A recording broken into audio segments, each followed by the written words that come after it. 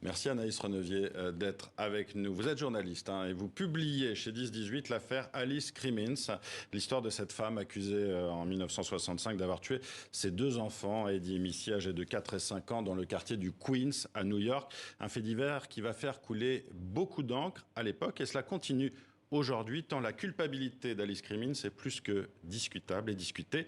D'abord, Anaïs Renevier, comment vous avez entendu parler de cette affaire, de ce cold case, de cette affaire classée?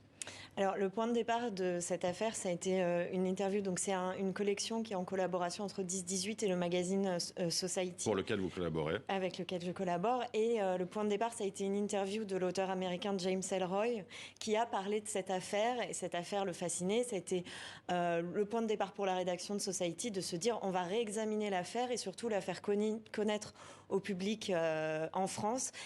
Parce que en France, elle est complètement inconnue, cette affaire, alors qu'elle a eu des répercussions très importante aux États-Unis à l'époque. Alors, qu'est-ce qui vous a intéressé précisément dans cette affaire ?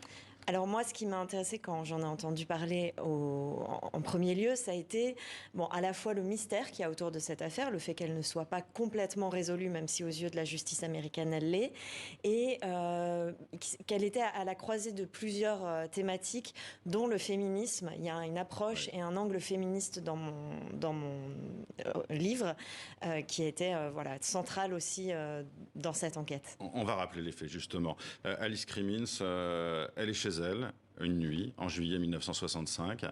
Ses deux enfants aussi. Elle est séparée de son mari depuis quelque temps, pas très très longtemps. Puis elle va se rendre compte en fait que ses enfants ont disparu. Et quelques jours plus tard, pas au même moment, on va retrouver les deux enfants morts.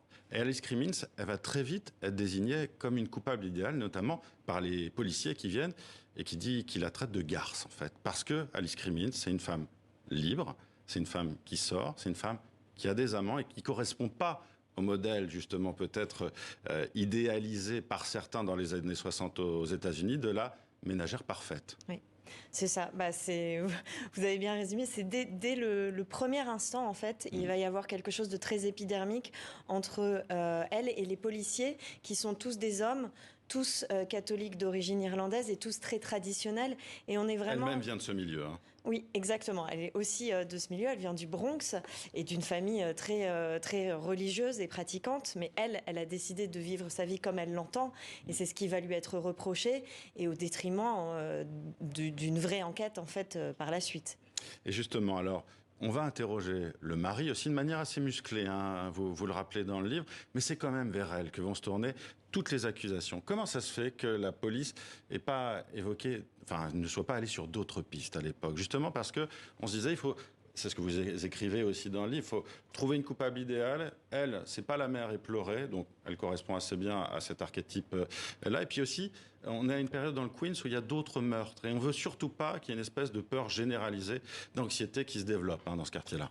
Oui, ça y a un petit peu. Le milieu des années 60, il commence à y avoir ce que on qualifie de peur sur la ville, c'est-à-dire une augmentation de la criminalité à New York. Et le Queens, c'est un district de New York qui est très résidentiel. Il y a plein de maisons, de jardins. Qui est assez tranquille en fait. Et il y a vraiment la peur dans ce quartier de se dire, est-ce que la criminalité qui augmente à Manhattan va arriver jusqu'à nos banlieues tranquilles, qui sont en fait la banlieue où vivent les policiers, où vivent les gens qui sont aussi concernés par cette affaire. Donc il y a aussi cette volonté, qui est une volonté politique, de trouver un ou une coupable, en l'occurrence une coupable, très rapidement. Alors Alice Crimmins, elle est toujours en vie aujourd'hui. Et vous avez essayé de la contacter, elle n'a pas répondu. Pour quelle raison, à votre avis ? Ça a été une quête de la retrouver, puisqu'elle a changé de nom, d'identité, d'état. Je me pose toujours la question de pourquoi elle n'a pas répondu. Mais elle a 90 ans aujourd'hui, autour de ses oui, 84 maintenant, oui. Ouais. Et après, je me dis que c'est juste, elle a envie d'être tranquille. Elle a tourné la page. Elle n'a pas eu d'autres enfants. Elle n'a pas eu d'autres enfants. Je pense qu'elle a vraiment cette volonté. Depuis 50 ans, elle n'a pas parlé à un seul journaliste. Et je pense qu'elle a voulu... Elle n'a jamais parlé.